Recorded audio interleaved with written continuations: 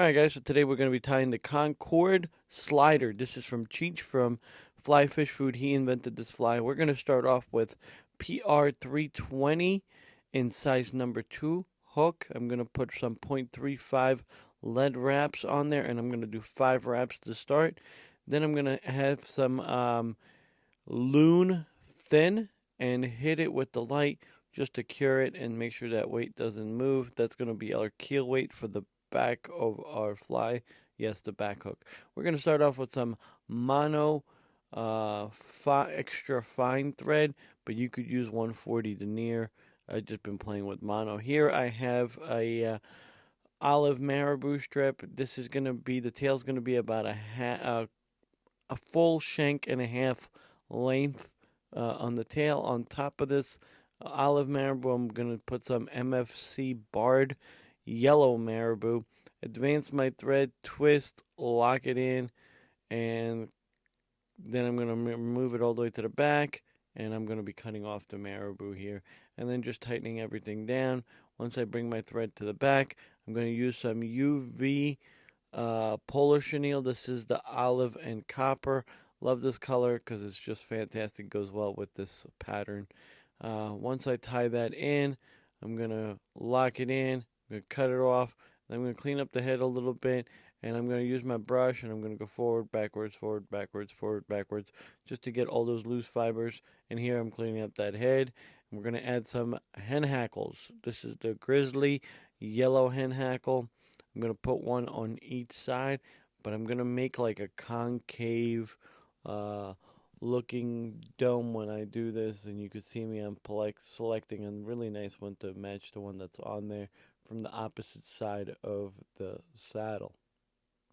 And then I'm demonstrating right there that I'm going to do that little dome look, clean up that head, get another feather here, and we're going to just hackle the front to give it like a little head, collar, whatever you want to call it. Just pull your fibers back as you're going forward, pull them back, and go forward, pull them back, and go forward. You're going to do that until you get to the front, create that little collar, tie it off, cut it off, and clean it up. Do a quick whip finish, and go ahead and hit it up with some UV resin and set that aside. The next hook we're going to be putting in the vise, what you're going to see right about now is, actually it's not right about now, it's right about now is the PR size 1/0. I did bend this on a 26-degree angle because I am all out of the 26-degree hooks, so I just used a 1/0. I'm going to put 7 wraps of that .35 lead wire here and add some thin UV. Hit it with the light to lock that weight in. This fly is going to be pretty heavy with all the stuff that's on there, so I definitely want to keel it. Back with the mono, ultra fine, super fine, whatever you want to call it. For the eyes, we're going to be using some large bead chain eyes, and we want these bead chain eyes to be set about 1/8 behind the hook eye, 1/8 of an inch. Lock them in and put them under the hook there. Once we have them locked in, we're going to add our wire. The wire that I'm using is Surflon 12-pound test. I'm going to run that all the way back to the back of the hook bend and go deep into that bend. You know how I like to go deep into that bend.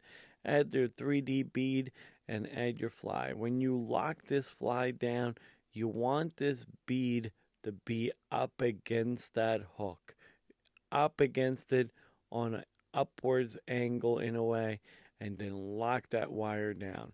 Reason you want that, the way I put it on there, is because it prevents fouling.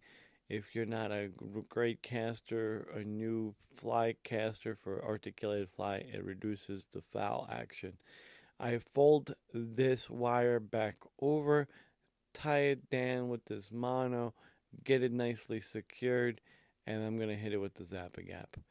I am an impatient guy when it comes to Zap-A-Gap drying, so I have a little piece of paper towel here. I'm going to dab it, get it nice and dry, And then I'm going to take a bunch of scraps of my marabou that I had when I was picking that feather apart, and I'm going to lay that to cover the bead, and also to have the front of the fly and the back of the fly to kind of marry each other. Notice the bead kind of disappeared. All right, so if you want to put like a hot spot bead in there, you could put a hot spot bead in there, but you don't have to. Here I'm going to clean up that marabou a little bit, and I'm showing off where that bead's pretty much covered, and come back with that UV, polar chenille, and olive, and copper. And I'm going to use the rotary part of the vise to really advance this forward and go much quicker than I would as I'm wrapping it the other way around. So come back, lock it in. We're going to take that to the bend of the hook there. Not past the bend, into the bend. Right at the bend, that's where you're going to tie it in. Come in with your brush, pick it out, make it nice and purty. All right? And then you're going to come in with that the grizzly hen hackle in yellow, not UV. It's just yellow. Put one on each side to create that barring. It kind of looks like lateral lines or bars on a bait fish or fins or whatever. Add some more marabou, that MFC barred marabou. And I'm showing you that's how I pick it out, and I use that for that collar bead thing. But here I'm going to take this marabou and I'm going to lay it on top, and I want this to go to about the back of the hook where it meets that other marabou that I put over the bead just to cover it up. Here I'm going to do some whip finishes, get rid of that super fine mono, and I'm going to put on some 200 denier GSP. Lock that sucker in. This is in black. You could use white. You could do whatever color you want. Add some Zap-A-Gap on there to lock it in completely. I'm going to stack my yellow deer hair. Make sure you get all those fuzzies out of there. We want to go about halfway into that marabou collar. Do 2 loose turns right there. Pinch it on each side. And then pull your thread forward. You see how that's spread? Pull forward and push down with your thumb right on top of those dumbbell eyes. Creates a nice little flat part right there where you could put your olive or brown or whatever color you might want to put deer hair.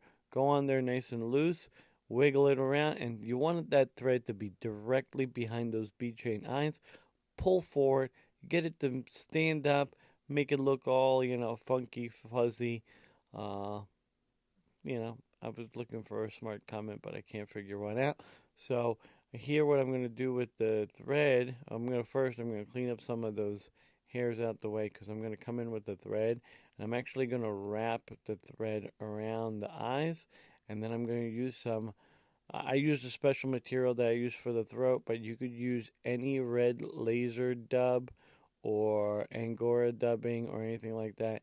Lay a little bit on there and then go around the eyes all the way from one side to the other. No crisscrossing, none of that. Under the eye, behind the eye, under the eye, behind the eye. That will lock everything in and get it nice and secured. Here I'm going to do half hitches to bring it to the hook eye, but you could literally just drop some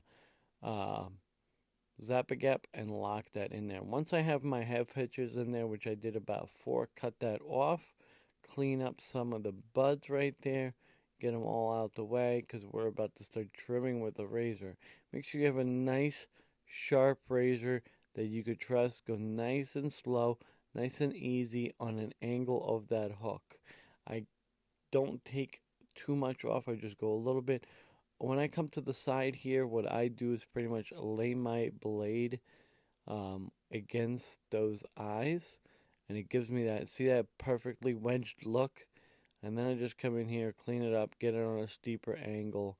I want that angle to be pretty steep so it's digging into the water and it becomes like a lip, like a diver fly, or a diver plug. Just clean up that hair with the razor there, get it nice and purty to your liking. You can literally spend a half hour just cleaning this stuff up and making it to your liking. With you packing that on top of each other, you really make it like a tight pack, and there's your finished slider, Concord Slider.